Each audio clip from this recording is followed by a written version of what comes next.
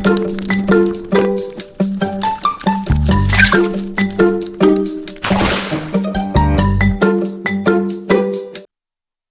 प्यारे बच्चों, कैसे हो तुम सब? होपफुली तुम सभी स्वस्थ और मस्त होंगे और इंतजार कर रहे होंगे हमारी आज की नई कहानी का। तो बिना देर करे शुरू करते हैं आज की कहानी। आज की कहानी में मैं आपको एक पुराने गेम की तरफ ले जाना चाहती हूँ, गुल्ली डंडा।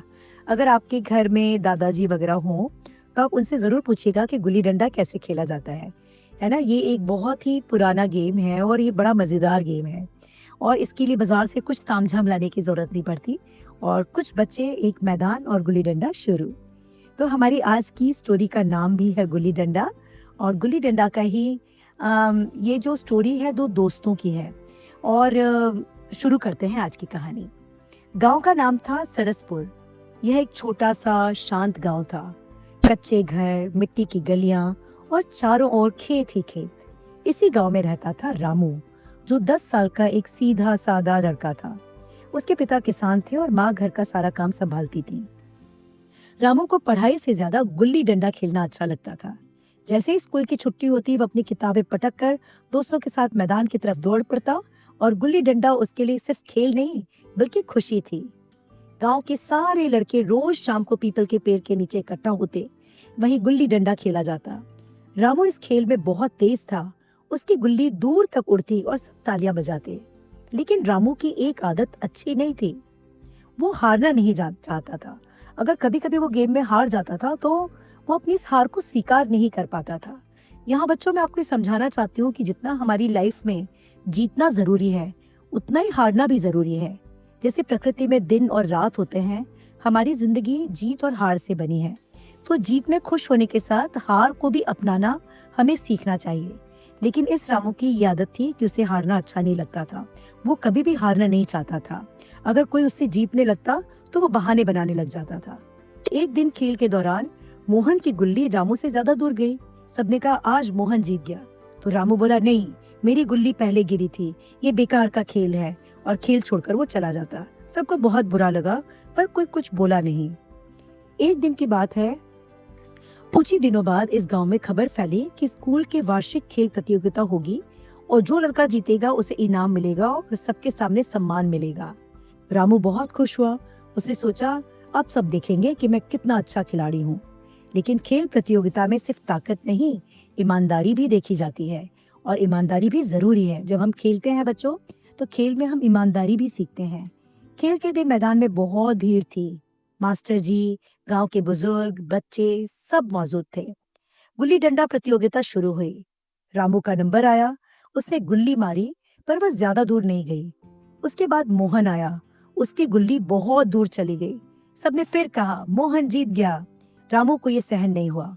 उसे जोर से कहा नहीं, मोहन ने नियम तोड़े हैं। मास्टर जी ने पूछा क्या सबने देखा?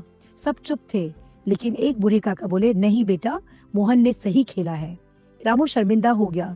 पहली बार सबके सामने उसकी बात गलत साबित हुई। जब वो बच्चों के साथ खेलता था तब तो वो बच्चों पर हावी हो जाता था, पर यहाँ खेल के वार्षिक उत्सव में तो सारे लोग थे और उनके सामने उसे झुकना ही पड़ा। उस दिन रामू उदास होकर घर लौटा। उसने खेल का इनाम नहीं जीता और उससे भी ज्यादा दुख उसे इस बात का था कि गांव वाले उस पर भरोसा नहीं कर रहे थे। उसके माँ ने प्यार से पूछा क्या हुआ बेटा? रामू ने सब सच सच बता दिया। माँ ने कहा बेटा, खेल से ज्यादा जरूरी है सच्चाई और दोस्ती। जो झूठ से जीतता है वो असल में हार जाता है, ये सच्ची जीत नहीं होती। रामू ने पहली बार इस बात को दिल से समझा। कुछ दिन बाद बच्चे फिर गुल्ली डंडा खेलने लगे। रामू भी गया, लेकिन आज वो बदला हुआ था। जब इस बार मोहन जीता, रामू ने मुस्कुराकर कहा शाबाश मोहन, आज तुमने अच्छा खेला। सब हैरान थे कि ये राजू तो जरा सा हारने पर चिढ़ जाता था और कभी चीटिंग का इल्जाम लगा देता था, कभी गेम ही बेकार है कहकर चला जाता था। लेकिन आज ये सच्चे दिल से मोहन की तारीफ कर रहा है। सब बहुत हैरान थे। मोहन ने आगे बढ़कर रामू से हाथ मिलाया।